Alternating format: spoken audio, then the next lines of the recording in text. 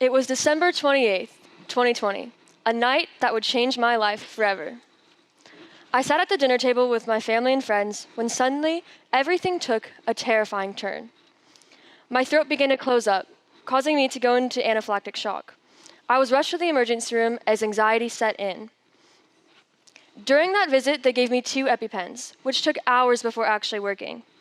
They sent us home in the middle of the night with a referral to the allergist and a few precautions I could take in the meantime. I went to the emergency room a lot that month as I kept having reactions, but the only answer I was ever given was to wait for allergy testing. I had doctors constantly trying to prescribe me anxiety medicine and was often told that what I was feeling was just in my head. I was tested for every allergy that you could think of, and when the test came back, they found that I had nothing wrong, which seemed like a good thing, but that only deepened the mystery surrounding my condition, leaving me with no answers. Although the allergist did refer me to a GI specialist, that appointment was months away. That time waiting was very challenging. I started losing weight rapidly because I could only tolerate smoothies. The anxiety medication they prescribed me made me feel terrible, exhausted, mentally foggy, and overall worsened my mental health. As we continued waiting for that GI appointment, I began experiencing new symptoms. One day, while shopping with my dad, my left leg suddenly went numb. Though the feeling eventually faded, it was followed by an intense pain the next day. Another visit to the ER again gave us no answers, and despite an x-ray, my pain remained unclear. I remember texting my mom saying I was glad my leg was numb. At the time, I did not realize that my leg being numb was way more concerning than the pain. My mom rushed home and we quickly went to the emergency room. We were there for about 5 minutes before they sent us a referral to the children's hospital. At that hospital, I ended up having a 4-hour MRI and multiple tests. The next morning, a team of doctors came in and explained to us that they had discovered something called syringomyelia, which is a cyst of spinal fluid in my spinal cord. This helped explain the pain and numbness in my arms and legs. However, the team was not the greatest when it came to communication. I remember one of the physical therapists saying, "There's not really anything we can do. You can take pain meds, do physical therapy, maybe use walking aids until you're paralyzed and in a wheelchair." Hearing that at 13 years old was terrifying.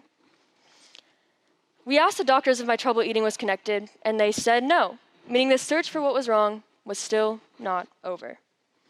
I had a nurse come up to me and say, "Are you sure you're not just anxious? You know, when I was in college, I'd given myself an eating disorder too." I was so sick and tired of everyone saying that I was making it all up. It felt like no matter what I said or did, the doctors did not care to listen. Eventually, that GI appointment did come, and again, after many, many tests, they found nothing. At this point, I had started to think that maybe the doctors are right. Maybe I was making it all up. My mental health was at an all-time low, and I was getting sicker and sicker each day. The next appointment I had was a follow-up MRI to check on my syringomyelia.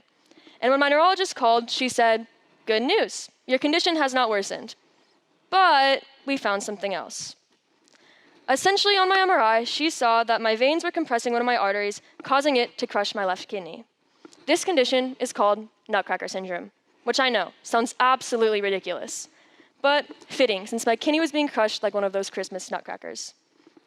We were stuck. With weeks passing by and my condition only worsening, I was in excruciating pain every day, reaching a 9 or 10 on the pain scale. My mom tirelessly searched for doctors or surgeons who could offer help. There were only 5 surgeons experienced enough to operate on my condition, 4 in the US and 1 in Germany. Fortunately, one of them was located in Madison, Wisconsin, just a few hours away from us.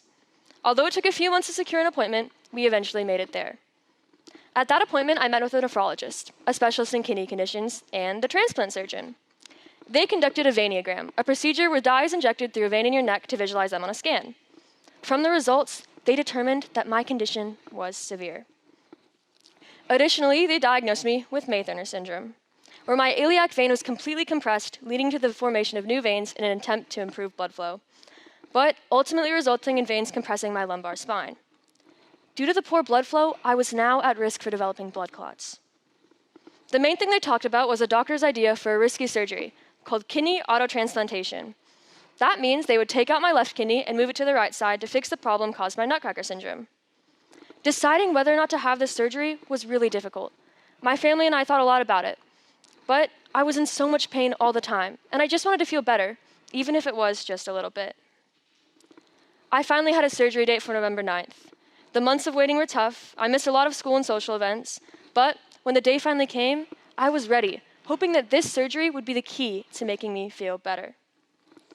I do not remember those first days after surgery. However, it was successful.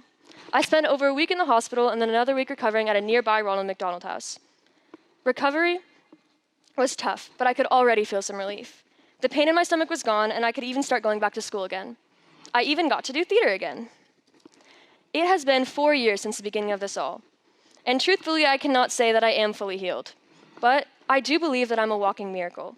It's been over a year since I've had to use any crutches, walkers, or wheelchairs. And if you looked at me, you wouldn't be able to tell that I have syringomyelia, POTS, May-Thurner's Raynaud's, the list goes on.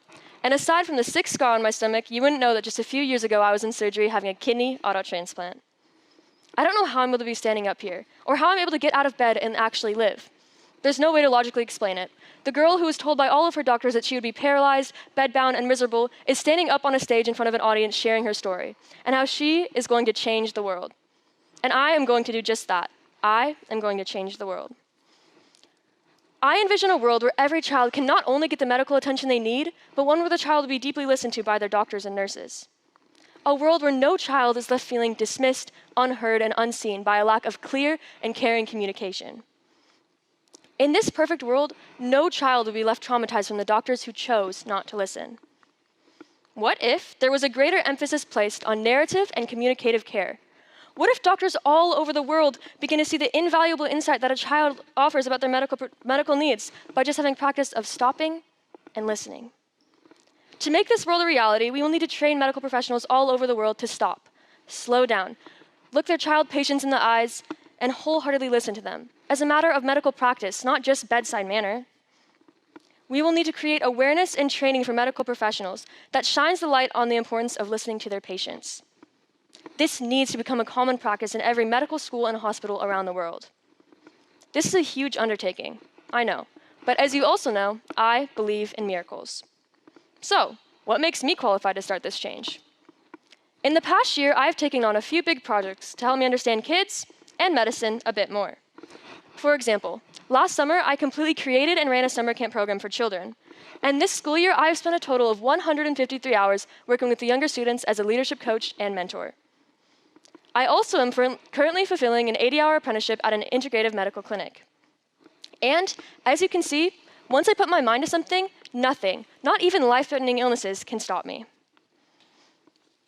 You also are probably wondering, how am I going to make this world a reality? Don't worry, I have a plan, and it starts right now. Although I need your help. I can't do this alone. In order to get started right away, I need to have some intensive hands-on experience with children in need of some serious care. My first step is to travel and gain extensive experience listening to children. I'm going to challenge myself in ways that I haven't yet by listening to children who do not speak my language. This summer, I plan on taking my first medical exhibition, a medical mission trip to Bali. This program is offered through an organization called Global Leadership Adventures. It is a 14-day trip where ambitious teens like myself will shadow medical students at pop-up clinics, observe the public health systems in developing communities, visit a natural birth clinic, and lead health education classes for local youth, and do many other amazing volunteer work, totaling 24 hours of community service. I am so excited to learn about new cultures, to see diverse healthcare settings, and to learn the philosophy behind holistic wellness. I know that this trip will be full of life-changing adventures, and I cannot wait. This is something I can do now, to get started right away. Then, once I complete high school, I will earn a degree in social services, so that I can begin my career as a patient advocate in a hospital setting.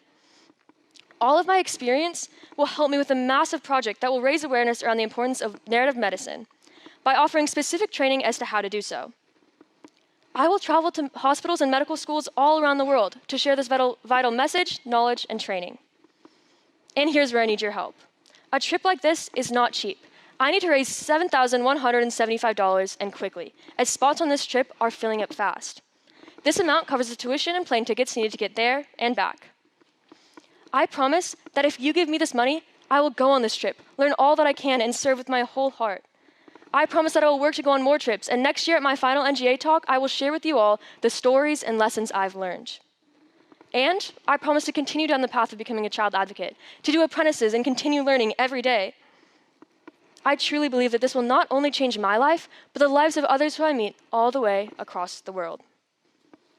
A lot of us take for granted the little things in life. I know I definitely used to. I don't exactly know why I was given a second chance at living, but I know it was for a greater purpose. And I am not going to take this miracle for granted. And even though I went through a lot of struggles, I was still lucky I was diagnosed in those few years, as a lot of people have to wait their entire lives to get diagnosed and to even receive care. And even though I had some not so great doctors, I am so, so grateful for the doctors who did listen, who cared, and who promised me that they would figure out what was wrong. Those doctors inspired me. I can't even imagine how hard it must be for people in other countries who don't have good doctors and the good equipment that we have, which is exactly why I'm going to go on this trip. I'm going to give them a second chance. Thank you.